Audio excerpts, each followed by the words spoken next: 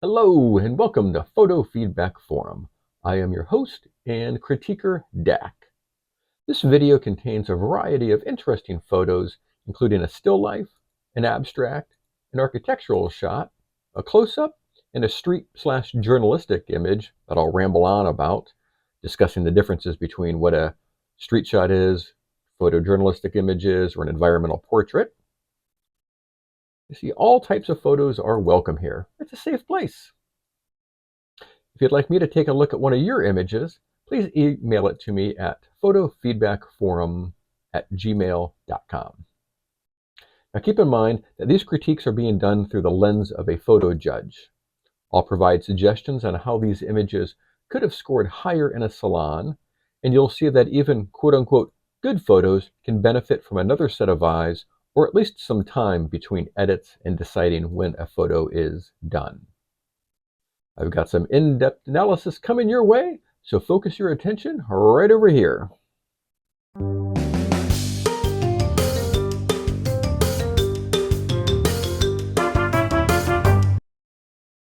This first image is a still life, or you could consider it a product shot. Either way, it was done in studio, aka my office. So at first glance, that's pretty good. Let's get into reasons why it could be better. So compositionally, I'm going to give it a 17. The main reason is the uneven placement of the bowl on the orange mat. The sides are even, although I think it could have benefited from a little more space, showing a little more of the mat. And there's a little more space on top than the bottom. So the unequalness is what knocked it down a few points. The thing is, when you're shooting studio or a still life shot, something that you as a photographer have 100% complete control over, these perfections are not chance. They're just things that got missed. So it's something to keep in mind when you're setting up your own shot, own lighting, own everything. Take your time, do the shot, take a look at it in post, make sure everything is good before you wrap things up. Something else I should have tried that I think would have been a little more interesting is taking this orange mat and putting it on just a thin piece of material just to add some dimensionality to it. I think that would have been good. All right, on to the lighting. Lighting, we're uneven, just like we're uneven with the composition, uneven with the lighting. Got a kind of a hot spot over here. Over here, it's dark. Once again, this was under my control, and it's off. And again, at first glance, it's good, but when you're looking at it from the eyes of a photo judge, this is the kind of stuff they look for. Move on to technical. So this is going back to control. As a photographer, I have total control over this. And if you look a little closer, we got bits of crumbs in the milk. Different colors are on throughout the different cereal there. That should have been cleaned up. It's those details that kind of come back to bite you. So again, spend some time thinking about your image and how they can be better. Where are the distractions? Go back and fix them. So impact, I'm going to give it a 19. I think the colors are good. When you first look at it, I think it does have strong impact, very graphic designy. From a storytelling standpoint, 18, pretty good. Again, it's interesting, something you don't see every day. So all told, this image gets an 86. All right, now we are looking at architecture. Let's get into the good and the bad and the ugly. Compositionally, we give it a 17. I think the This is a little overpowering. I do like the reflection in here.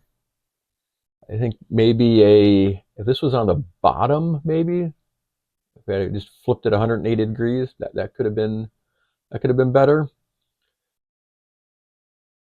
And that's, still can be done pretty easily. It can be done in post. The sky, yeah, it looks like it was an overcast day, which isn't bad. It's works okay. Now, something that could have been more interesting is having the old airplane overhead. Now, the same technique got a photographer in trouble in 2016, I think. Entered a photo contest, photoshopped an airplane into a looking up shot, and ended up getting busted because it was a bad Photoshop job. In my opinion, an airplane over there, not too much more interesting than having nothing. But would have been really cool is you having a dragon. Far, far more interesting.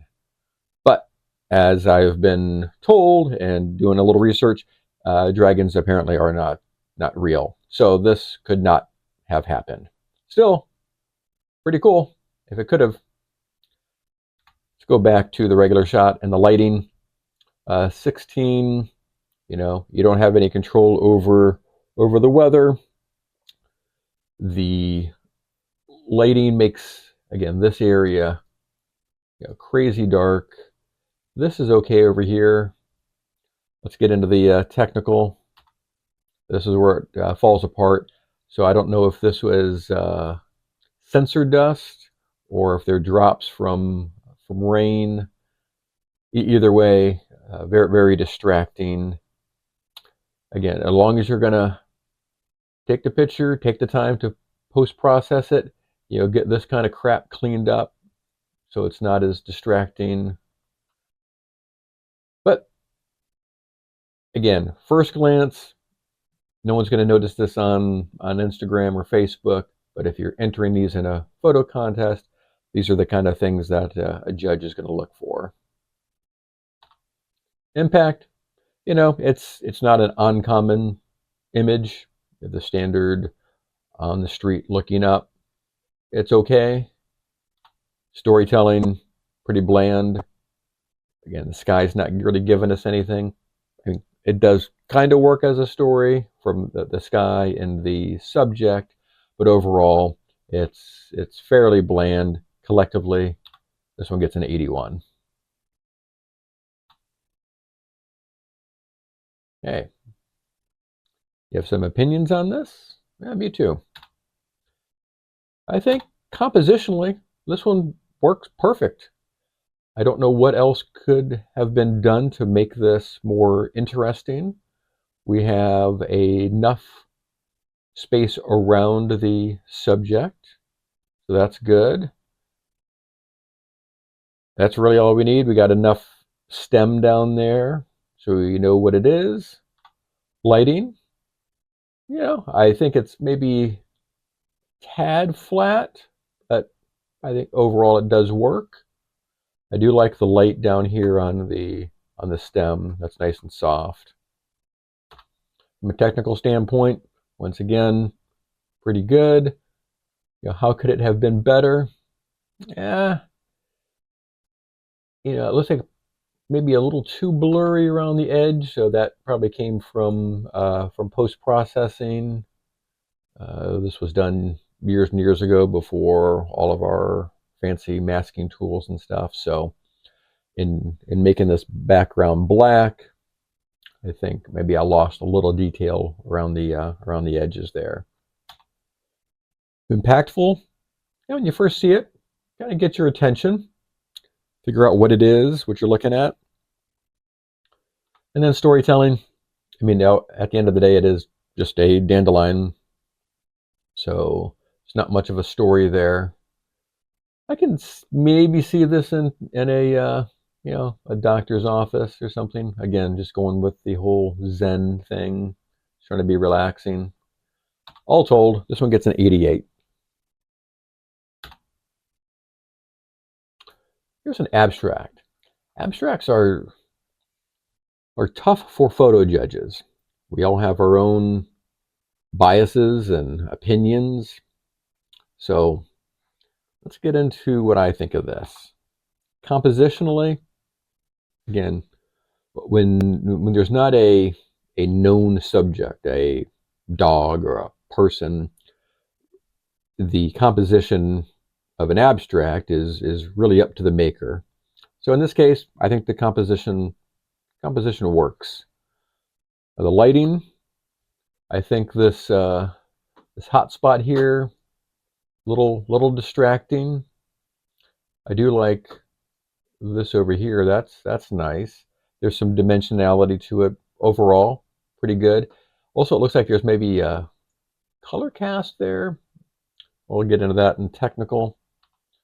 So if you're going to make it black and white or a monocolor, make sure that there's no other colors around. And again, from a technical standpoint, yeah, this isn't photojournalism, so cleaning up this area up here, I think would have been good. Again, that really takes away from the image. If that was just went to black, it would keep our attention more right here. I think that would have been better.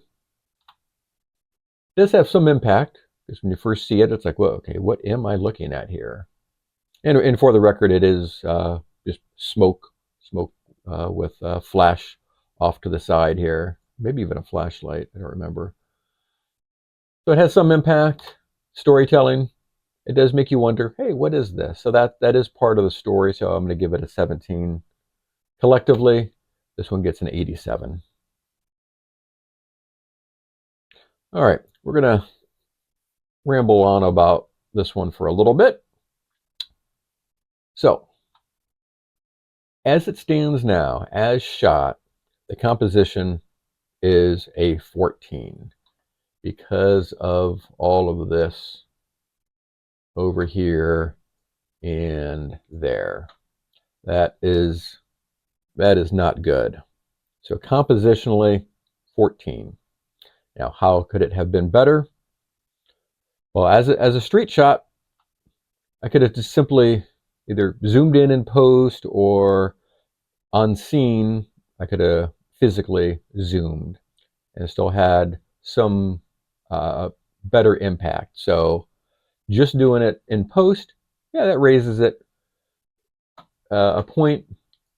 Far less distracting over here. Just this little sliver here. We still have the bag, but we're tuned in to the guy's face, and that's good. So from a photojournalistic standpoint, and from a street shot where you don't want to do, or in the case of photojournalism, you can't do any post processing. This is about as good as you can get. Now, if this was an environmental portrait where post processing was permitted, then covering up that empty space with the background there and getting rid of the bag that was up there, far stronger. Environmental portrait, we got a little bit of space, letting us know context, who this guy is, and he's got just a fantastic smile. That really works. So that alone, that raises it to a 17 if this was an environmental portrait. But back to as shot, it's a 14 because of the bags, because of all of this space over there. So physically moving yourself and zooming could have made this a stronger image. Lighting is good. So we have a little shine over here, got some shadow over here, even some catch lights there, which is nice. I think it was an overcast day, so this even light really works. Technical, I think this is a little bit bright over here. So even in street, I think that would have been okay to knock down in post. Impact, very engaging subject. I think it's very very impactful. And again, having all of his wares out in front of us, and that ties into storytelling. It's a nice story. It's a great subject. He's a vendor at a farmer's market. All told, this one gets an 86. Okay, we are going to end with a quote. Your first 1,000 photographs are your worst. So says Henri Cartier-Bresson. Well, that may have been true for him, but I can tell you, I'm in the tens of thousands of bad shots, and I'm still having a great time. For me, it's the journey and it's the process. So even if the photo is poor, I usually have a good time. But when I do make a good photo, it's very exciting. So keep making photos, good or bad, learn from the bad, enjoy the good, and we'll see you next time. Oh, and by the way, if you'd like me to critique one of your images, email it to me at photofeedbackforum@gmail.com. Thanks again for your time. Hope you enjoyed this video, and I hope you enjoy the next video. See ya. Bye-bye.